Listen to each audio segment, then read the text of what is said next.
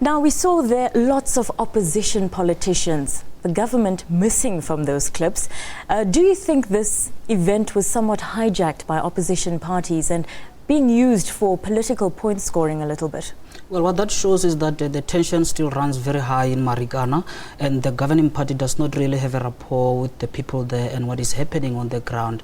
And small opposition parties coming up, even the new political parties coming up, I think they're viewing Marikana as an opportunity for them to gain a stage and raise some of the issues that they believe have been undermined or have not been really given attention in the last 19 years of our democracy. So there is no doubt there's going to be politicking, there's going to be opportunism happening at Marikana as we see parties trying to explain exactly what happened. I was looking at the report that some have even gone as further as claiming that government had actually orchestrated events that would have resulted in Marikana. I mean, of course, there is doubt to such kind of an explanation, but that just shows exactly how much of a political football that has become and it's going to become in next year's elections. Now, these opposition parties are calling for a paradigm shift in the mining sector. Do you agree with that sentiment? Well, the mining sector is South Africa's oldest industry, and if you look at how it is being organized, the unions as well, and the environment on the ground, you could say that it is one of the sectors that seems to be left behind as South Africa is changing. Something needs to be done about how workers are going to relate to the employers and also the unions on the ground. There is no way that it can continue like this as it has in the past 19 years. There has to be a paradigm shift, and I think most importantly is that the issue of the mining condition where people are working need to be heightened. They need to be at the center of our debate as we go on in transforming South Africa's economy. Would you say, looking back on this happened a year ago, have we failed the people of Marikana?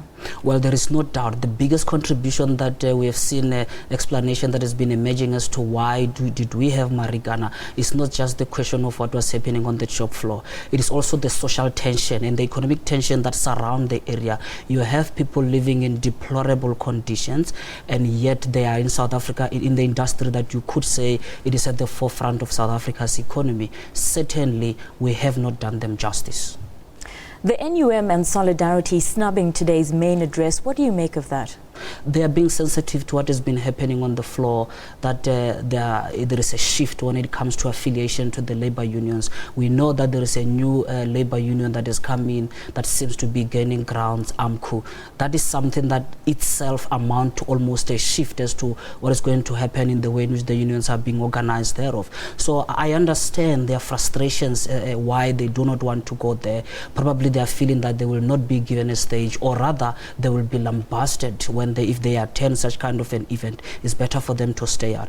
But I still believe that there is an opportunity, or there was an opportunity for them to go there in the interest of the workers, even if it means for a day or so, just to show that we have a common ownership of what's happening in Marikana. Now, Police Commissioner Ralph Mathekga last week was talking about going into Marikana and creating trust, rebuilding trust. Do you think that that situation is possible for the police? It is going to take a while before the credibility of the police on the ground is being restored, and that cannot be done by the police on themselves. What is important, I think, you need leadership at that level. It could be in the form of other social movement, or it could be civil society organization. There is a need for restoration of leadership, just so that people can know that there is a space where they can open up and be able to talk about what has happened there. At this moment, there is so much of deep element of distrust in the area where such an environment does not really exist. And for the police to go and try to build trust, I think they will actually take the community even further. They need to be partnership with civil society. Now, while I have you here, I want to take advantage and pick your brain a little bit, because another top story is, of course, Zwelinzima Vavi. He had that press briefing today where he came out and said Stu Motlamini should have recused himself from the process, said that he's going to challenge his suspension. He spoke of an intelligence report. NUMSA has taken quite an extreme position. What are your thoughts on this? Well, at this point, it's even confusing because one does not even know which issue is a primary issue and what's secondary here. I mean, the latest installment, as you're talking about today, we've seen Mr. Vavi coming with the intelligence report.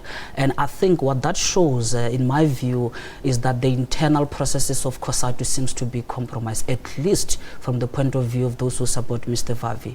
It will be very interesting if maybe they could think about taking the disciplinary processes outside COSATU structures, because NUMSA has actually maintained that the legitimacy of the committee that resulted in Mr. Vavi being suspended, it's hanging in the balance. It's not a credible institution. It was not a well-constituted forum. That just shows exactly that anything that is going to come through internal processes of COSATU is going to be questioned. They should consider taking it out, perhaps getting an impartial mediator into this. Thank you very much for your time. Always a pleasure to have you in the studio. That was political analyst Ralph Mathekga.